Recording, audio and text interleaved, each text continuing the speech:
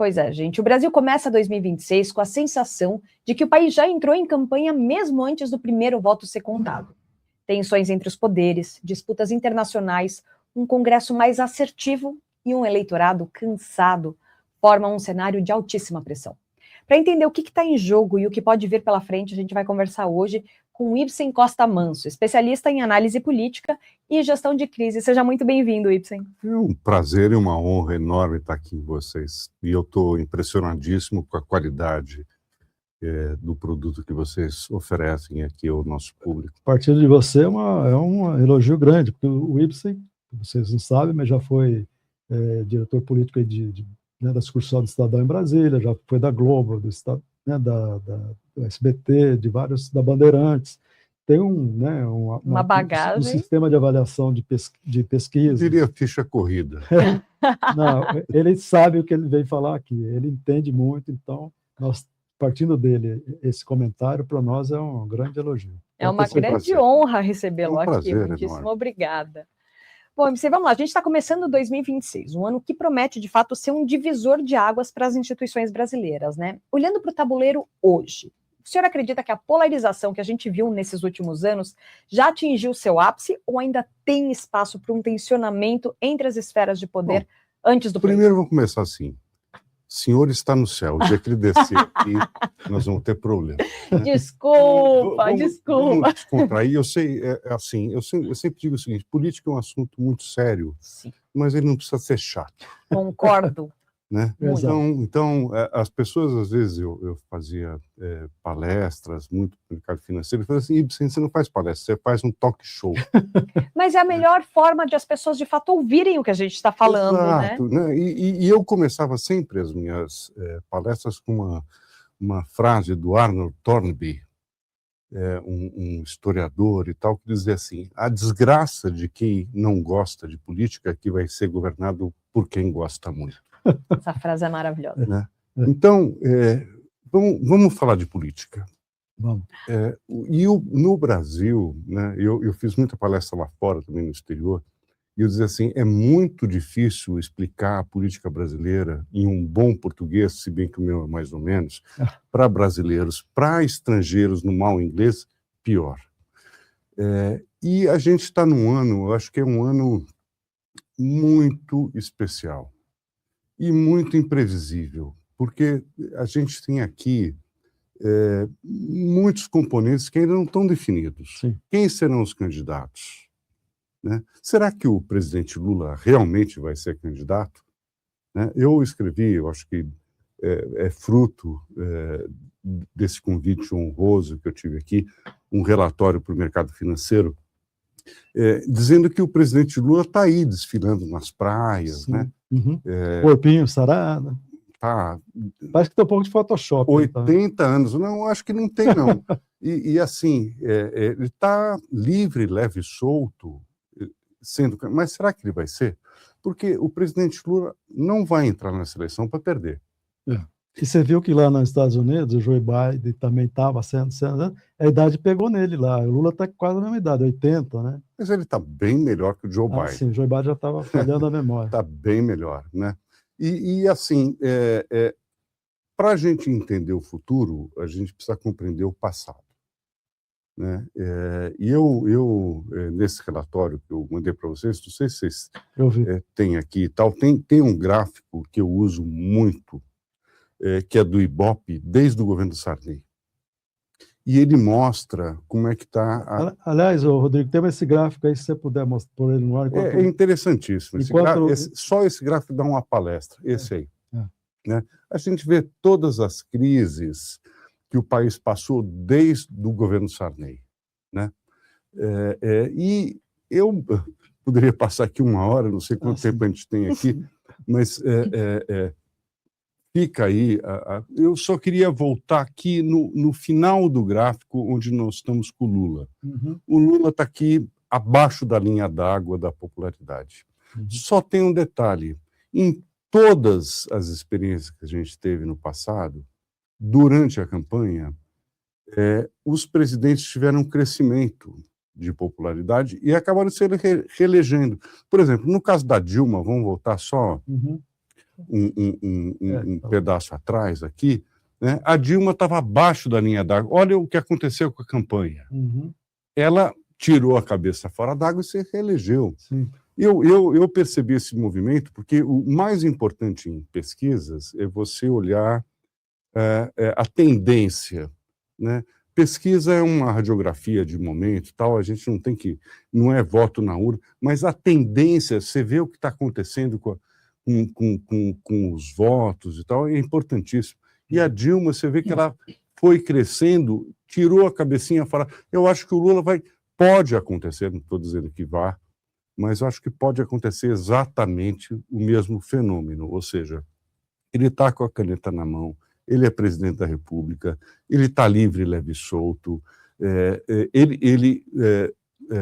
depois de ser preso e tal... A direita está esfacelada. A direita ainda não se definiu o que vai acontecer, ou seja, a chance do Lula sair dessa linha abaixo d'água e crescer e passar um pouquinho acima da ganhar a eleição é grande. 52 já ganha, né? 51, Não, 50 e 50 como mais como aconteceu, né, em 2022. Ele ganhou com 50 um pouco e o Bolsonaro fez 49 quase chegou. Né? Veja, então, assim, todo mundo me pergunta assim, quem vai ganhar a eleição? Essa resposta é muito fácil. Quem tiver mais votos. Né? Então, ele tem muita chance de ganhar. Vai depender de quem vai estar na oposição. E isso não está bem definido. Não sei se vocês querem comentar um pouco isso. Vamos falar sim sobre isso. Mas você pode ir falando, né? Não, deixa eu só trazer agora para um outro lado. Porque, assim, eu estou muito discursivo, né? Não, tá ótimo. Não, tá indo bom, maravilhoso. tá indo bem. É que muitos analistas focam só na campanha, mas a máquina pública, ao mesmo tempo, ela não para, né? A gente tem acompanhado isso. Como é que você avalia a saúde da coalizão do governo nesse momento? Assim, o Planalto ainda tem fôlego para, de fato, aprovar reformas estruturantes, ou a gente está entrando oficialmente naquele período em que o Congresso passa a jogar só para, de fato, para as bases eleitorais? Esse ano esquece. Esse ano, na minha visão, assim, quando você tem uma campanha eleitoral, o Congresso para, né? E nós vamos ter, assim, eu fico me lembrando, o Germano é da minha geração, aqui, Roberto Cardoso Alves. Sim, ó, Robertão. Né? Robertão e tal Fiz um Roda Viva com ele uma vez. Né? Em ano de eleição, praticamente eu acho que não vai acontecer muita coisa. Se bem que nós estamos numa crise, e já faz algum tempo eu dizia que nós estamos numa crise que é muito complicada, porque nós estamos numa crise que abrange vários setores: econômico, institucional, político, social. Então, segurança pública... Até porque o Congresso está mais preocupado agora em pegar emendas para fazer campanha, né? Fazer fundos de campanha. Ano eleitoral, né? Então, assim, mas eu acho que esse ano no Congresso não vai acontecer muita coisa, né? A não ser uma CPI, que pode ser interessante do ponto de vista político para quem é eleitoral. O INSS, né? Essa coisa do Banco Master, INSS, eu acho que isso pode ter uma certa dinâmica por conta, forçosamente, do ano eleitoral, né? Mas em termos de aprovação de pautas importantes, eu acho que isso não vai ocorrer. O que pode acontecer, desculpa te interromper, mas o que pode acontecer é o Congresso colocar casca de banana para o Lula, atendendo os anseios da direita aí, né? Fazendo um bloqueio ali da direita para o Lula, não deixando o Lula passar nada, né? Porque o Lula vai perder agora vários ministros, mais de 20, né? E vai... Vão se descompatibilizar, né? O Haddad mesmo estava comentando isso, deve sair e ficar meio na reserva. Candidato, o Lula quer que ele seja, essa era a minha outra pergunta, que quer que ele seja ou candidato ao Senado ou governador em São Paulo. Mas, será que não o presidente da República? Pois não, as pesquisas até dizem que se ele fosse presidente da República, ele ganharia, né? Mas eu acho que o Haddad é mais para 30, mas depois a gente pode falar sobre isso. Né? Agora... Então, a grande questão que eu acho que tem esse ano é o seguinte: se o Lula tiver alguma chance de perder a eleição, será que ele vai? Porque o Lula, a gente pode falar o que quiser, mas é uma pessoa muito inteligente. Ah, sim. Ele é o maior político brasileiro, né? Eu não diria que é o maior, mas então, assim, ele não vai entrar nessa eleição para perder. Não. Você concorda? Então, assim, se tiver alguma chance de perder, talvez o Haddad seja o reserva. Apesar que eu acho que essa seria uma das piores possibilidades para o Lula, porque o Haddad não é uma pessoa que tem essa intensidade nacional, assim, que ele não tem assim aquela empatia petista, né? Ele não é um petista, né? Como dizia o outro, ele é um tucano enrustido, né? Irmão, não há ninguém como Lula. Só tem uma coisa que eu escrevi, inclusive, no relatório. Se o Haddad, eventualmente, vamos aqui conjecturar, né? Se o Lula não for candidato e o Haddad for candidato, se ele ganhar, mérito do Lula. Sim. Como foi na Dilma. A Dilma era um poste. E mérito do Lula. Aí a Dilma foi, primeiro governo, segundo governo, foi empichada. Problema dela. Não é comigo. Sim, sim. O Haddad é a mesma coisa. Embora o Lula... Se o Haddad vencer, mérito do Lula. Se o Haddad fizer um mau governo, é erro do Haddad. Embora em 2014 o Lula queria ser ele o candidato, né? Mas a Dilma não, eu tenho direito a uma reeleição, tem que ser eu. Ela bateu o pé ali. E depois acabou acontecendo o que aconteceu, né?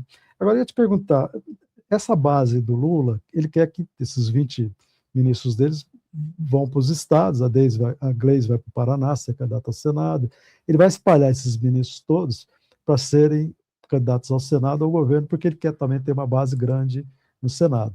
E a direita, né, os partidos da direita, e o Bolsonaro já tem falado isso, e a direita ha falado bastante, que ela quer eleger senadores, muitos senadores em todo o país, até mais que governadores, porque eles tendo uma base forte no Senado, maioria no Senado, ele já tem maioria na Câmara, que aí eles poderiam até empichar ministros do Supremo. Se o Gilmar deixar, né? Se o Gilmar deixar, né? Porque o Gilmar é aquela figura que não é só um decano, né? Ele é um homem, é um super-ministro, né? A gente sabe como é o poder dele, né? Agora, o que você acha disso, dessa estratégia da direita aí? Olha, essa eu acho que a grande incógnita hoje é o que essa, vamos dizer, direita vai fazer, essa ala Bolsonaro pretende. Porque o ex-presidente Bolsonaro está preso, inelegível, não é candidato. Mas pode influir ou não? Influi ou não, né? Essa coisa da transferência do voto não é uma coisa muito, vamos dizer assim, absoluta. Uhum. Né? Eu voto no Bolsonaro, então vou votar em quem ele mandar. Flávio, será que todos os votos do Jair Bolsonaro vão para o Flávio? De cabresto, né? A coisa eu acho que não funciona bem assim. Então, talvez eles estejam tentando aí manter essa influência. E tem uma questão que é importantíssima. Nós estamos falando aqui de uma verba bilionária que eles vão manter, né? Que é o fundo partidário e o fundo eleitoral. Então, eles podem estar querendo, não sei, né? Só ele pode responder, mas manter o controle sobre esse fundo bilionário e exatamente isso que você falou, eleger senadores e deputados e eles vão ter o controle. Maioria, né? A maioria, eles vão ter esse controle para eleger. Agora, vão perder a presidência da República, porque eu acho que o Flávio Bolsonaro tem pouca chance. Mas ele está subindo, não está? Tudo bem, mas é difícil vencer o Lula com a caneta na mão. Do carisma, né? O carisma dele, a campanha. O Flávio Bolsonaro, aí falam Michele, né? Seria vice. Enfim, eu acho difícil vencer o presidente. Eu vou ser muito claro aqui. Eu acho que a única pessoa que tem chance de vencer essa eleição na oposição chama-se... Nosso governador aí. Governador Nosso de São Paulo. não, né? O governador de São Paulo. Eu acho que é o único. Eu posso estar enganado, né? Eu não sou aqui o Nostradamus, mas eu vendo todas as pesquisas, as intenções de voto, o único que tem chance é ele. E ele, aparentemente, está com a eleição ganha, vai provavelmente, se ele for candidato a governador de São Paulo, vai se reeleger, talvez até no primeiro turno. Sim. Né? E por que ele se lançaria numa aventura dessa? Né? Agora, candidaturas, ele vai ser eventualmente lançado só se o pessoal, né, do Bolsonaro... A maioria se unir lá, né? E dizer, olha, é você. Senão ele não vai, ele vai ser candidato ao governo. Né? Ratinho Júnior, sabe, outras candidatas, sem menosprezar Zema, tal. Por todas as pesquisas que eu tenho visto e tal, não vão chegar lá, né? E o Flávio Bolsonaro, acho que também não é um candidato que vá... Assim, nós estamos em janeiro. No Brasil, como dizia o Pedro Malan, é atribuído a ele, até o passado é incerto. Mas até começar a chegar nas investigações de Flávio Bolsonaro das rachadinhas, da compra da mansão inexplicável. Enfim, essa campanha vai ser sangrenta. Ele tem muita conta a pagar. Germano, né? Vai ser sangrenta. Fábrica de chocolate lá. Vai ser sangrenta. A campanha vai ser sangrenta. Nós vamos ver a reativação dessa polarização, direita, esquerda e tal. E o presidente Lula, você vê, o Lula estava preso, foi solto, né? Estava fora do governo e venceu a eleição. Imagina ele agora com a caneta na mão, no governo. Eu acho que ele é candidato favoritíssimo, a não ser... Ela está me cortando aqui não, já. Eu não estou concordando com o que você está falando. Vocês, por favor, me interrompam. De forma alguma. Não, eu estou meio concordando. verborrágico aqui. Não, na verdade, eu ia até emendar uma pergunta ainda falando um pouquinho sobre isso, aproveitando, inclusive, para falar do seu modelo de análise, né, o ICP. Num cenário de campanha suja, a gente está vivendo agora uma época de inteligência artificial, de que antigamente a gente podia olhar e falar assim, eu só acredito no que eu vejo, hoje em dia eu não posso nem acreditar no que eu vejo. Então a gente sabe que vai ter uma campanha suja, ataques pessoais. Você, como gestor de crise, o que você recomendaria para o candidato, por exemplo, que precisa manter a autoridade enquanto é atacado no campo diplomático e no campo familiar?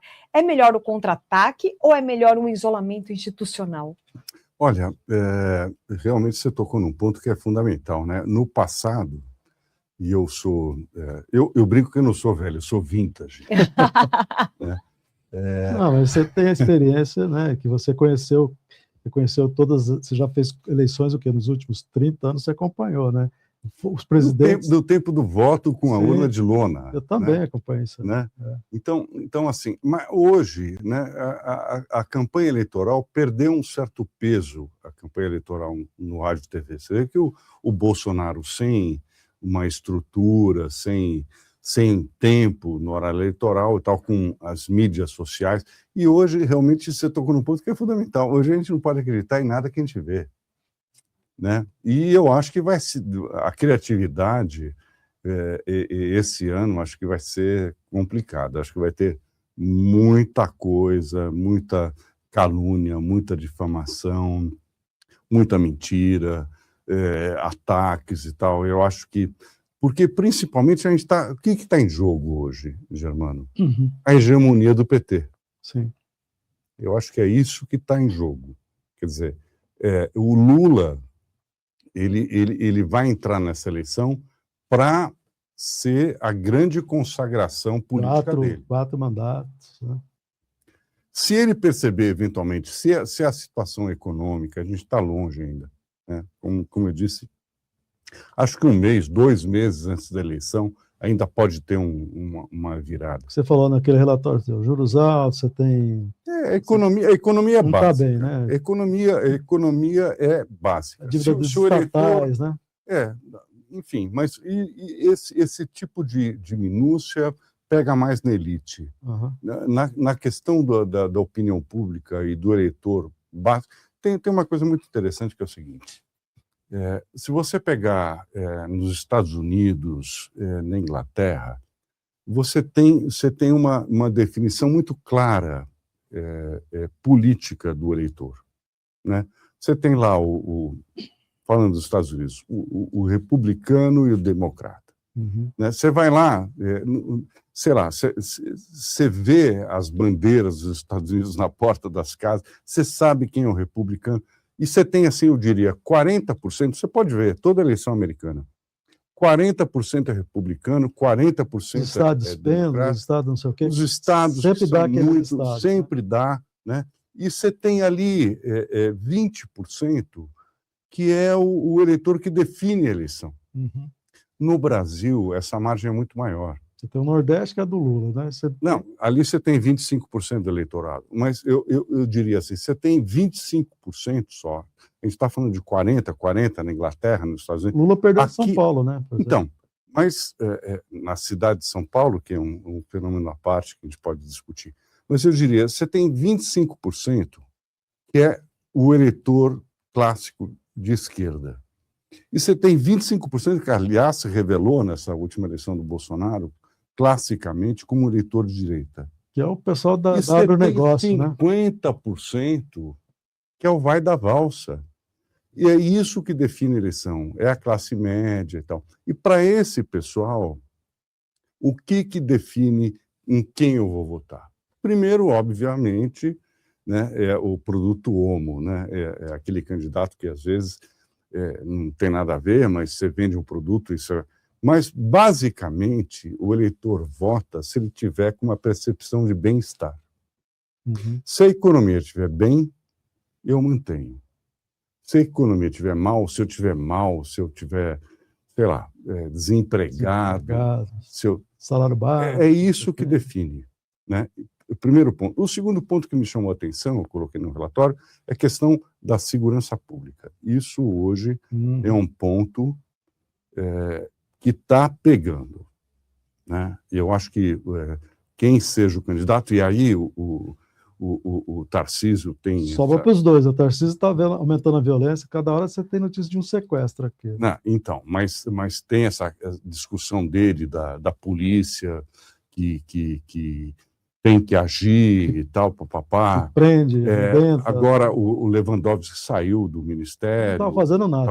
Talvez vão dividir o ministério novamente, fazer um ministério... Olha, Germano, a gente tem muitos anos e tal. Quanto tempo faz que você vê um plano de segurança pública nacional? O Lewandowski mandou 2 para o Congresso, está tudo engavetado. O Fernando Henrique lançou um plano de segurança. Eu fui sequestrado na Bahia. Né? Eu fui sequestrado na Bahia. No governo Fernando Henrique? No governo Fernando Henrique.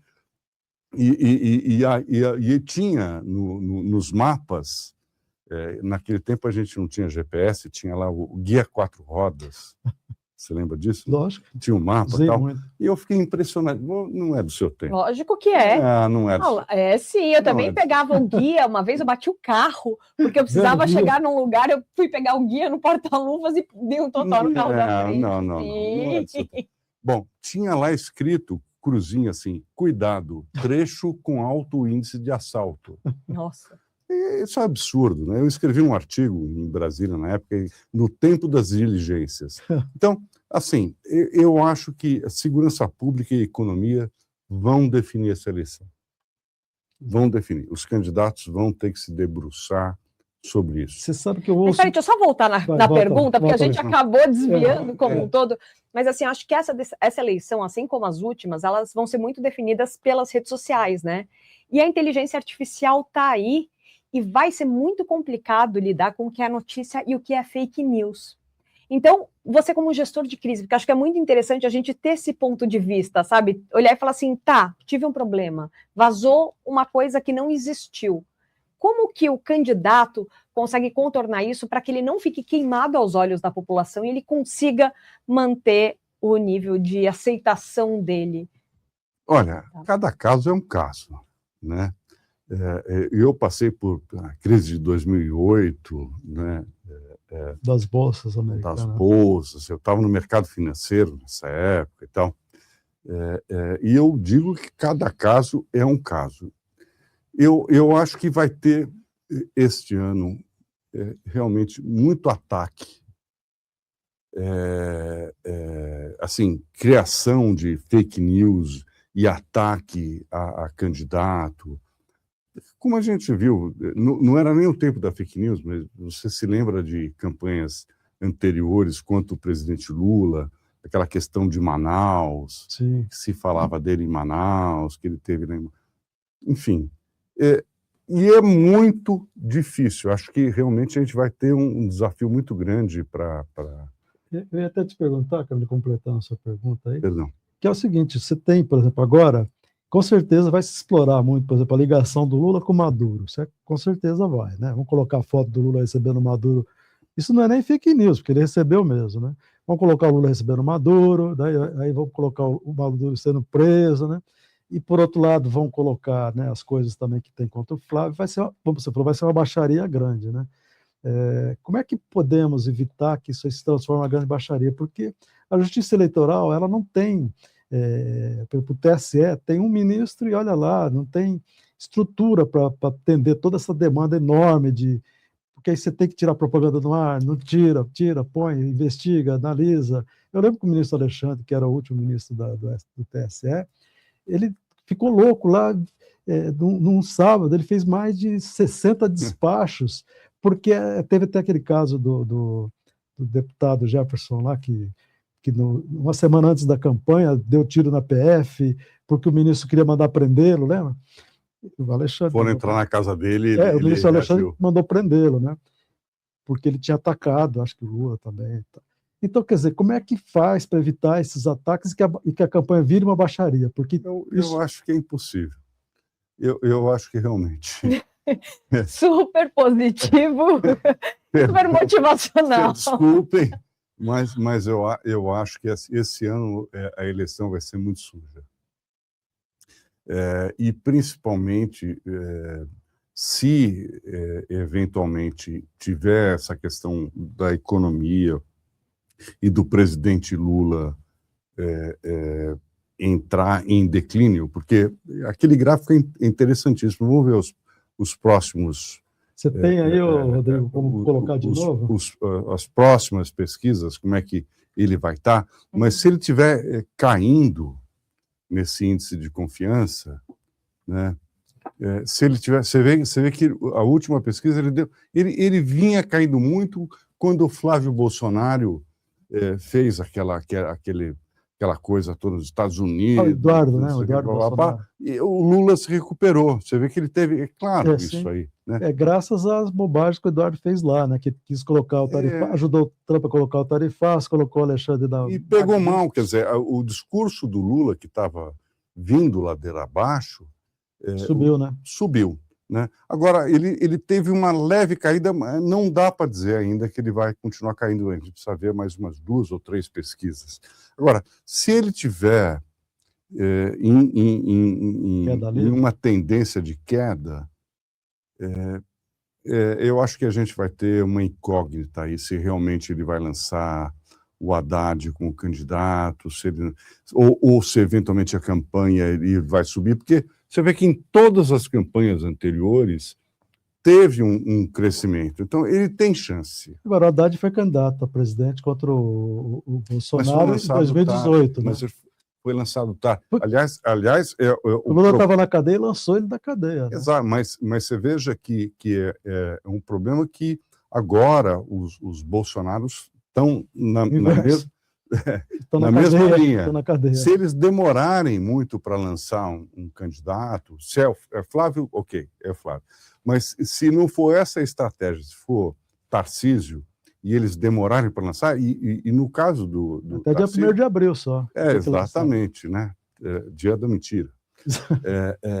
Se demorarem muito para lançar, correm o risco de ter o mesmo fenômeno do Haddad, porque o Haddad, se tivesse mais uns 2, 3 meses de campanha, ele vinha num crescimento, talvez ele ganhasse a eleição. Mas é que eu acho que o Haddad ele não tem o carisma e tudo aquilo que o Lula tem. Agora, perguntando aqui, por exemplo, sobre esse gráfico, a gente pega o Lula está em queda, só que a rejeição do Flávio também ela é extremamente alta.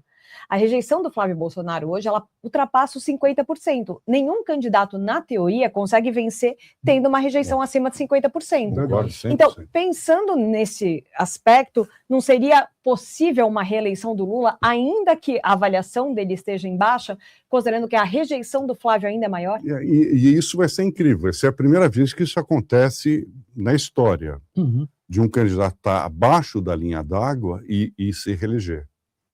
Porque o candidato da oposição é tão ruim,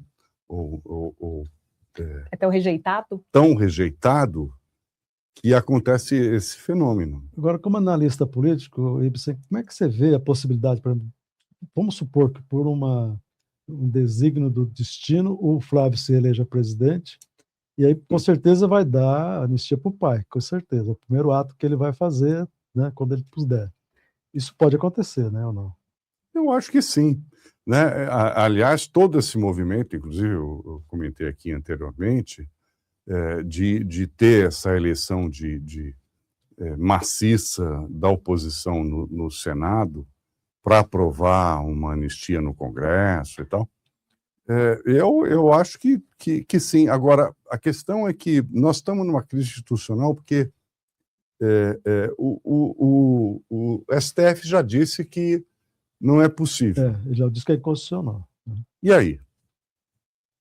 E é inconstitucional mesmo, né? Porque tem uma pena, teve um processo, teve um julgamento, né? Se você mudar, simplesmente passar uma borracha nisso, acho que é inconstitucional. Né? Então, nós temos, assim, eu estou vislumbrando, não estou muito otimista, eu sempre fui muito otimista, né? Eu acho que o Jumir Betting, que foi nosso amigo, que está lá no céu acompanhando todo, que eu adorava, ele dizia que o Brasil nunca ia para o abismo, porque o Brasil era maior que o abismo. E aí eu falava para ele assim, mas o problema é quando o buraco começa a abrir, né? Que daí um dia encaixa, né? Então, eu não estou muito otimista, não. Eu acho que nós vamos ter crises, essa crise vem recrudescendo, e eu acho que corremos o risco de ter uma crise no final desse ano aqui ainda maior. Acho que 2026 não vai ser só mais uma eleição, né? Vai ser um teste de maturidade institucional, de liderança, de capacidade de convivência democrática. Entender esse cenário é fundamental para a gente não confundir barulho com risco real. Quero agradecer muitíssimo a sua participação aqui com a gente hoje, Ibsen. A gente poderia passar horas e horas aqui falando sobre política. Eu estou à disposição. Pode voltar sempre, toda semana. Vamos chamá-lo para outras oportunidades, porque as análises vão ser agora, como você disse, e os mineiros falavam isso, Tancredo, né? Que a eleição é como uma nuvem, né? Uma hora está de um jeito, você olha para o céu, está de outro jeito. Cada hora muda, né? Muda, né? Então a gente vai te chamar ainda para outras vezes, para você fazer essas análises que você são brilhantes. Com toda certeza. Um prazer, muitíssimo obrigada mesmo pela sua participação hoje, Ibsen. Obrigado a vocês.